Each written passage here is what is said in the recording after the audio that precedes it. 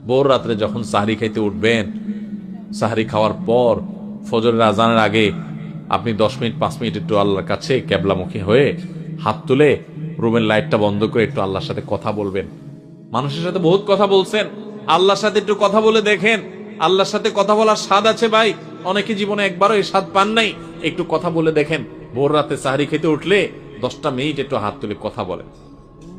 কিভাবে কথা বলবেন? কথা বলবেন এইভাবে, ও আল্লাহ, কত গুনাহ আমি করেছি, কত পাপাচার আমি করেছি, মরতে আমার হবে, তোমার কাছে যাওয়া আমার লাগবে আল্লাহ। শয়তানের প্ররোচনা করেছি, এই রমজান মাস তুমি কত মানুষকে মাফ করে দাও। নবী করিম সাল্লাল্লাহু আলাইহি ওয়াসাল্লাম বলেছেন, ওয়ালিল্লাহি উতাকাউ মিনান নার ওয়া যালিকা ফি কুল্লি লাইলা। রমজানের প্রত্যেক রাতে আল্লাহ তাআলা অনেক মানুষকে সাধারণ ক্ষমা ঘোষণা করে দেন, যে যাও অমুক অমুক অমুক অমুক, যাও তোমাদেরকে মাফ করে দেয়া হলো, জাহান্নাম থেকে মুক্ত ঘোষণা করে দেয়া হলো। আল্লাহ কত মানুষকে আপনি সাধারণ ক্ষমা করে দিবেন। আল্লাহ আপনার সাধারণ ক্ষমা পাওয়ার জন্য কোনো যোগ্যতার দরকার হয় না, আপনি চাইলে যাকে তাকে মাফ করে দিতে পারেন।